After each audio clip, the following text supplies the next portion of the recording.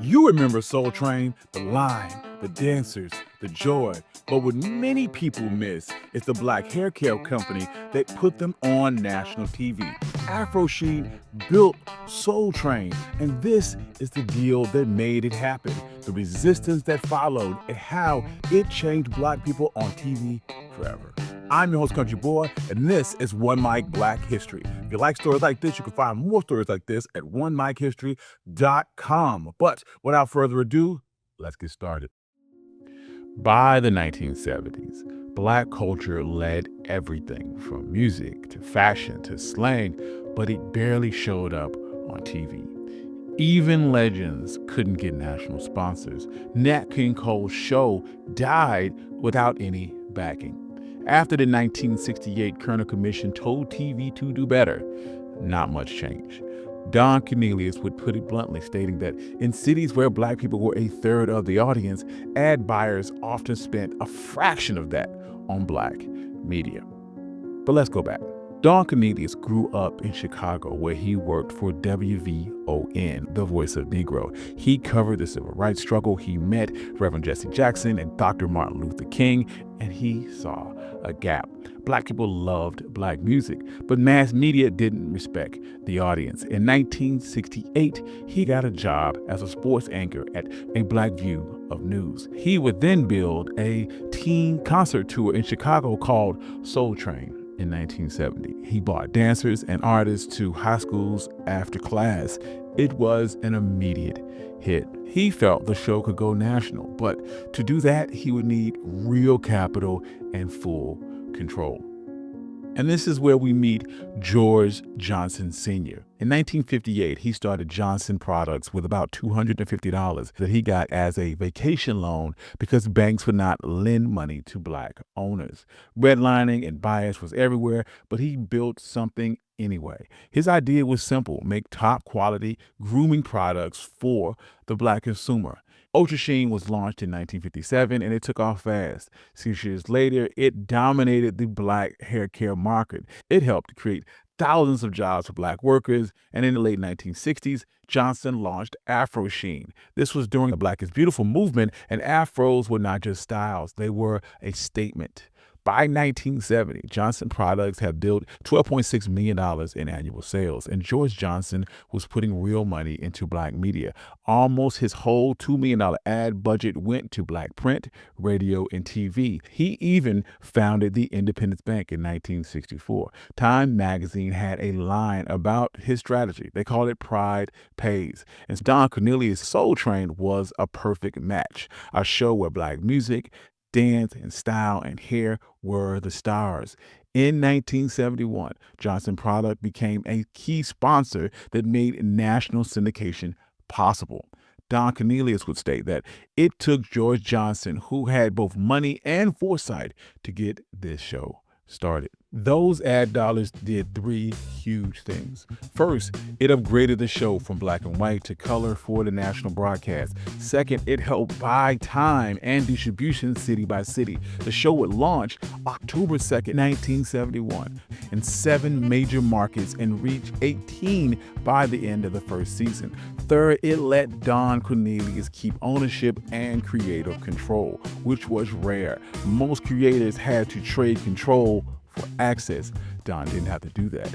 George Johnson even went on camera to introduce the Chicago premiere of the syndicated version of the show.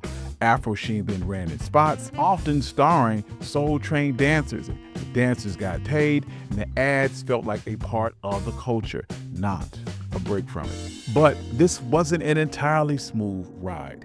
Many station managers said ad buyers didn't want a show centered around black dancers or a black audience. Don Cornelius often heard, "We'll pass, our schedule's full," and one person even told him, "These people don't have any money."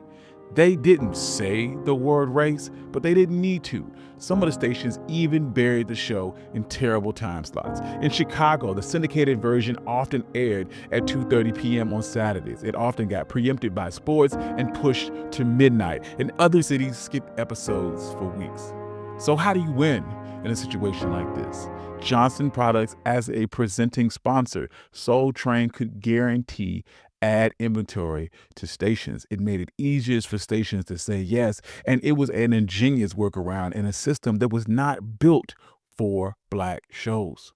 This influx of ad dollars also helped them move production to Los Angeles. Don Cornelius would state that LA had a cutting edge style and the energy that he wanted. The show became a visual feast, fast cuts, rich colors, and dancers who set trends. Those dance innovations were huge. The popping, the locking, these moves helped shape hip hop, voguing, and breakdancing. Michael Jackson learned to do the robot from watching Soul Train dancers. And for viewers starved for unfiltered Black culture on TV, the payoff was instant. In the first minute, you saw yourself in music, hair, clothes, joy. And this is how you build Black brand loyalty. However, where would a good story be without a bit of a contradiction?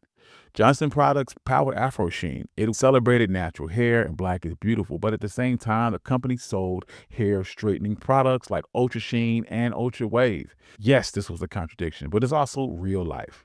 During the 1950s and 1960s, many Black people straightened their hair for work, for safety, or about fitting into rules that we did not make.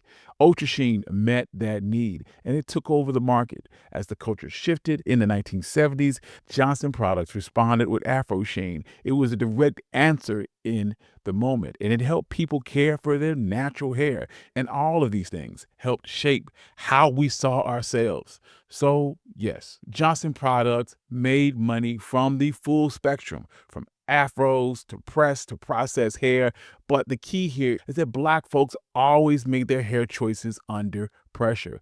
Johnson didn't invent that pressure. They made products across realities and invested in a platform that put Black folks on TV with pride.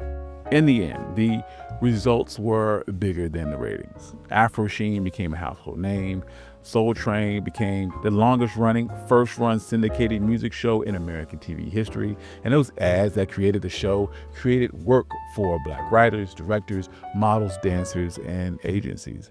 Don Cornelius kept creative control, and Johnson Products put money into Black institutions and supported the civil rights movement.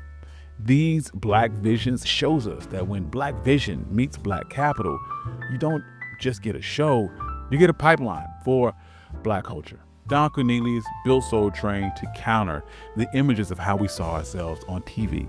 And week after week, Soul Train kept that promise. And it's only right that we quote Don Cornelius in our send-off. And I want to wish you peace, love, and soul. Thank you. I'm your host, Country Boy. This has been One Mic Black History and the story of how Johnson Products built Soul Train.